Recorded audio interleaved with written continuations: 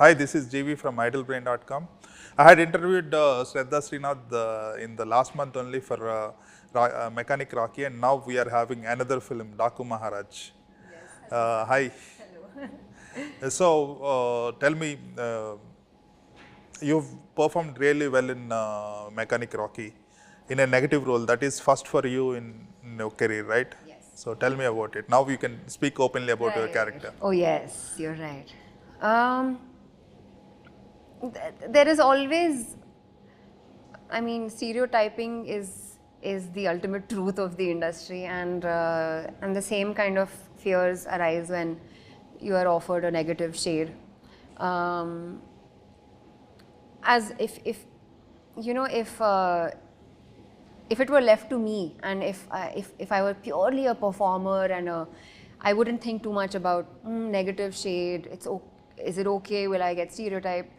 I wouldn't think of all that. But knowing the reality and knowing how one decision can lead to, recurring sort of a Dominoes theme in effect. your a domino effect. There was obviously some thought about should I not? Is it worth it so early on in your career? But to me, there was something far more exciting than I don't look at her as just a bad shade. I feel like at least there's layers in the way the character is shown. You know, she's initially shown as this sweet girl who's trying to help, and then we reveal her character. Also, it was an opportunity for me to play like a young, modern, like urban sort of girl. And people had not seen me like that. And I said, okay, let's take it up as let's think like a performer. Let's say that no role is too small. I can still make it big. I can still add my own touch to it. And so that's how the decision was taken. Yeah, it was more like a chudam. Let's see. So yeah. So it didn't get the appreciation it deserves. Not appreciation, but the box office result it deserves. Basically, Right. it underperformed. Yes. I think second half was fairly good. Yeah. But the first half was the spoiler, I Right. guess. So what is your genuine? Because you have seen the film, what is your assessment? In my opinion, whatever is shown in the first half has that payoff in the second half. And truly, there's no other way to build up than For a con film, that is the that is only the way. And how do you not show all these small things which may seem irrelevant in the beginning, only to find out later, oh wow. If in hindsight, I feel one song could have been removed, but then that song was the commercial element. You know, you want the hero and heroine to be dancing together. That becomes your promotional sort of tool, right? Right. So a song could have been removed, a song or two could have been removed. But then, like, I know that these decisions I don't know as much, or because I'm not putting the money, I can say that 2 songs could have been removed, but those songs can bring you that revenue some way, can create that buzz for you. So it has to be looked at from every angle. And as an actor, I feel like I'm not well read enough about films or the industry to take these or casually say these things. Oh, you could have removed that song, but no, that song was there for a reason, somehow at least. So yeah. I think it was one of the films which you promoted heavily. I mean, I haven't seen you promoting so Yeah. aggressively and spending so much of time for any film, right? True that, yes. I mean, this is only my, out of the film that I've done in Telugu, this is probably Mechanic was probably the second film that I really promoted big time. I feel like promotions have also become a big thing now. Yeah. So yeah, you're right. So now coming to the movie of the Sankranti, Yes. Daku Maharaj. Can you elaborate about it without revealing much? I can talk about my character. Yeah. I feel like to talk about the film in general, I can only speak as much as we have seen in the teaser. I don't know what the trailer looks like, so I don't know how much they're revealing from that. But I can talk about my character and how I came to this decision, honestly, of doing this film. My character, I describe her as a rose. Beautiful to look at, fragrant, makes the world look beautiful, gives you so much pleasure to look at. And you associate roses with softness, tenderness, beauty, love, right? But it also has thorns, and it can hurt you if you're not gentle with it, right? That's how I chose to. Metaphor. Metaphor the character. In fact, I have this habit of selecting perfumes for every role that I play. Wow. Can you please? So for this one, it was Rose. it was a rose scent. It was a Bulgari, whatever the name of the perfume is, Right. but it has notes of rose in it, and so, but yeah, that's Nandini's character. Born very virtuous, born to a really wonderful family, middle class values, and all of that. So she might seem an easy target, or easy to take advantage of, or weak, almost vulnerable, but she's really strong. Like she has a great threshold for like she's very tolerant, but when it comes to it, she can really flip the switch and surprise you. So that's Nandini's character. How I came to play this character, what made me say yes to this. Personally, I feel commercial films like mass entertainers are a whole different ball game for Shraddha Srinath. This style of performance does not come naturally to me at all. And I really tip my hat to people who to actors who do this and do it successfully. Like, the performance here is also very measured. You have to really underline the dialogues. Certain words have to be said a certain way. Emotions ride really high.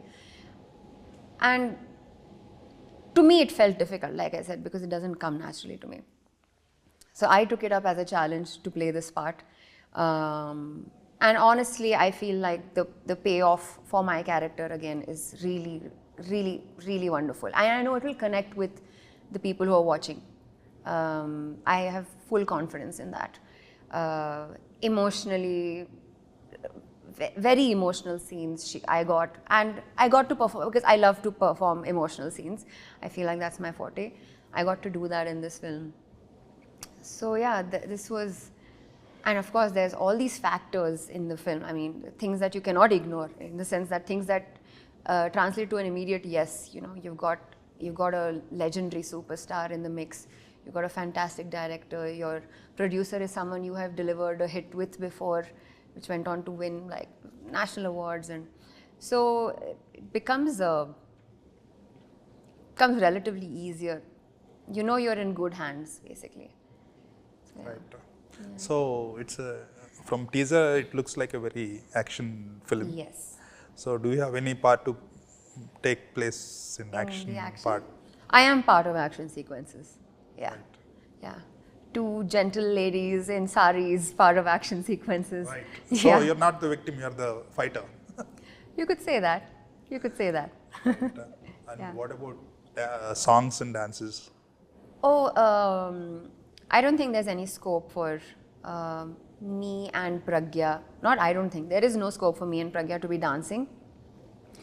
The film also has an underlying message and an historical issue that we have dealt with in the past and continue to deal with at some level, even though laws have been amended and changes have been brought into effect. So going by the theme of the film, it would feel out of place for a film like this, where we suddenly jump into a song and dance routine. Right. But the music by Taman, fantastic, amazing. When I heard the teaser background score, I was really excited. So, yeah. Right. Coming to the perfumes and how you relate or how you code your characters with the perfumes. Can you please tell me some of your prominent characters in the past and the perfumes? Right. I mean, this habit started in 2022. For Saindhav, my perfume was I'll talk in perfume terms. So it was a very spicy, night, dark kind of scent. And to me, Sandhav had that like tone of darkness, morbid, action, and a lot of the film kind of takes place in the night. So that's how I chose that film. That perfume for that film.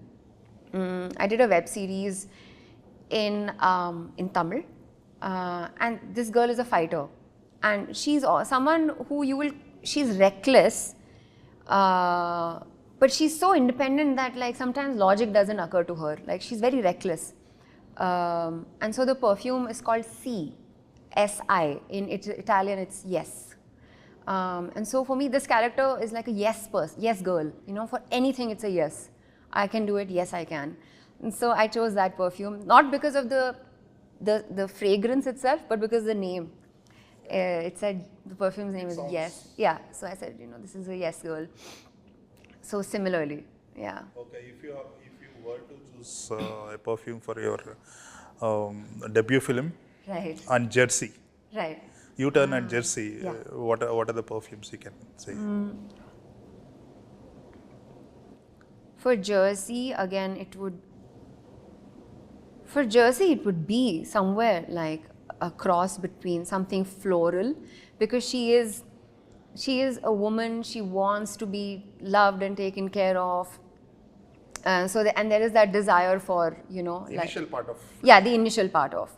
So the cross would be between something floral, which is feminine, and something more like musk and spicy, which is more like strong, because that is her other side. I mean, because she does take up the responsibility. So this would be my concoction. Tough. Yeah, this she's tough. Or U-turn. Or U-turn.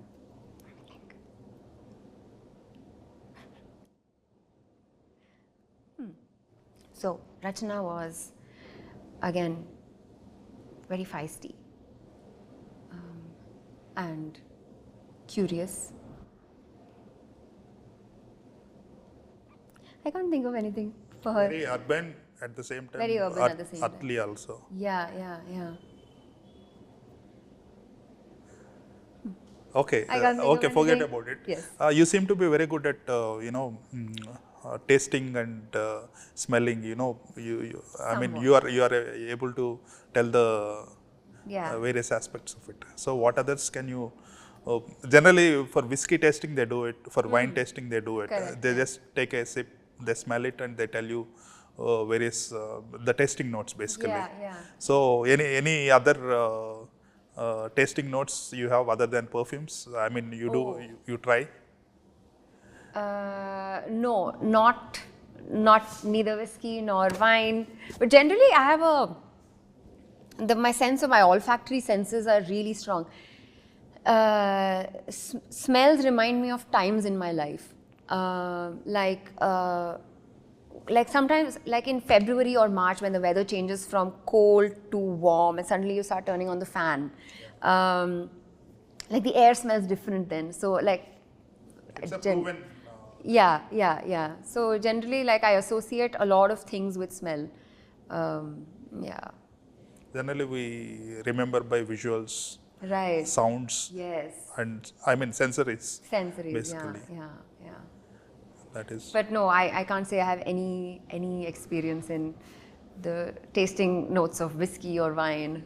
It's just I like perfumes. I think I had a childhood obsession with perfumes. I used to have these teachers in my school who would walk past me with like 20 notebooks in their hand, and they would smell really amazing. So I would close my eyes and say, when I grow up, I want to smell really good. That's just how it started. So it's kind of specialization now. Yeah. So how many perfumes do you generally carry or own at a point of time? I dedicate one perfume per film, and I try to save that perfume till promotions, so that I'm still sort of in the same zone. But I mean, I hoard perfumes. It's the only soft spot I have. Only time I spend. Otherwise, I'm pretty thrifty. I believe in saving and all of that.